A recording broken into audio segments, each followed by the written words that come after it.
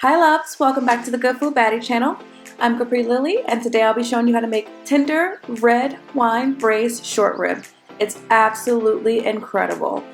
So first I'm going to start with the bone-in short rib, and it's important to buy quality meat to yield the best results for this recipe. I like to buy my meat from Braised Short. All their meat is grass-fed and finished, and I have more information about that in my description box below.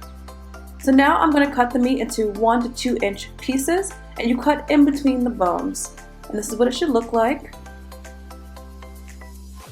And I'm just going to cut each of these pieces. Now I'm going to season the short rib generously with salt and pepper. You want to make sure to season all sides and make sure each side gets coated with lots of salt and pepper. This helps to tenderize the meat and provide deep, rich flavor. Now I'm going to set this aside and allow it to marinate while I prepare the vegetables for the sauce. So I have here jalapenos, carrots, and celery. And now I'm going to roughly chop the celery, the carrots, and then the jalapeno. And remember, the jalapeno is completely optional. It just adds a touch of spice. I'm going to prepare my garlic, and for this you just want to cut it crosswise and cut it to almost a dial. And you see here we have multiple pieces of garlic, and we're just going to cut a large chunk. So now that I have everything prepped, I'm going to move on to making the dish. I'm going to start by searing the short rib. So add 2 tablespoons of oil to a pan, and then we're going to add the short rib. You want to make sure to kind of have it uniform so you have each side down so you can keep track, because you want to make sure to brown each side of the short rib. You're going to cook each side for about a minute or two, and this is how it should start to look. And then you're going to rotate. So here's a perfectly brown piece of short rib. And I'm going to rotate each piece and make sure to cook every side. This part takes about 6 to 8 minutes total. And this is what the short rib should look like when all sides are browned. And now we're going to take the short rib and put it on a plate and set aside for later. Now, before moving on to the next step, we want to make sure to scoop out the excess oil. We're going to leave behind just a tablespoon or so to cook our vegetables. So to start, we're going to saute the garlic, and you want to saute this on both sides for about 1 minute or 2. And I have some extra garlic pieces I'm going to throw in here. And it should be golden brown. Now add the onion and saute this for about 1 to 2 minutes. Now add all the chopped vegetables, the celery, the carrots, and the jalapeno, and then season with 1 teaspoon of smoked paprika and a bit of salt. And now saute the vegetables for about 5 to 10 minutes until they're nice and soft. The next step is to add 3 tablespoons of tomato paste, and then you're going to saute that for about 5 minutes or so until the tomato paste is nice and caramelized.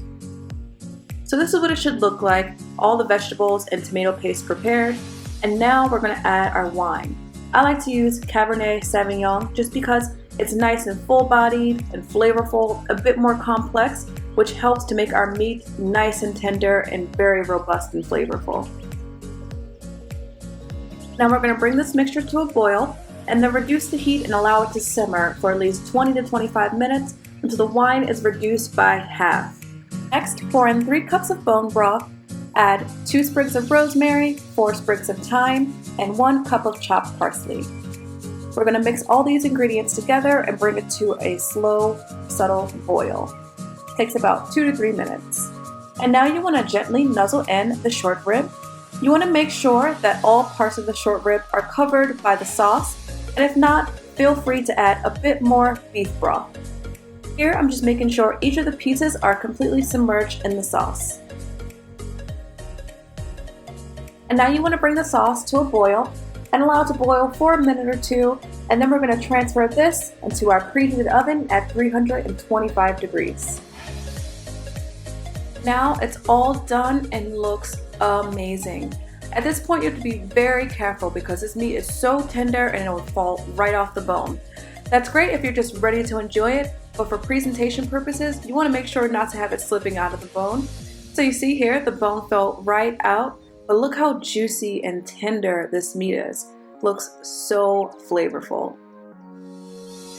And here I'm just going to carefully grab a piece of the short rib with the bone in, just so I can show you what it looks like. It looks nice and perfect. This is great mostly if you want to take pictures of your meal like I do. Otherwise, so you can just enjoy your beef short rib. I do recommend removing the short rib and straining the sauce to remove all the vegetables, as now the vegetables have rendered all of their flavor and at this point they're pretty tasteless. I like to enjoy my short rib with a bit of creamy dairy-free mashed potatoes. The recipe is on my blog, so definitely check it out. So I'll just grab a couple pieces of short rib here and some sauce, and I'll simply pour it on top. Garnish this dish with a little bit of fresh parsley and then some grated lemon zest. And now we're all done. I hope you like this recipe, and I definitely hope you try to make this at home. If you do, don't forget to send me pictures and videos. I love connecting with you. As always, don't forget to like, comment, and share. I post videos weekly. See you next time.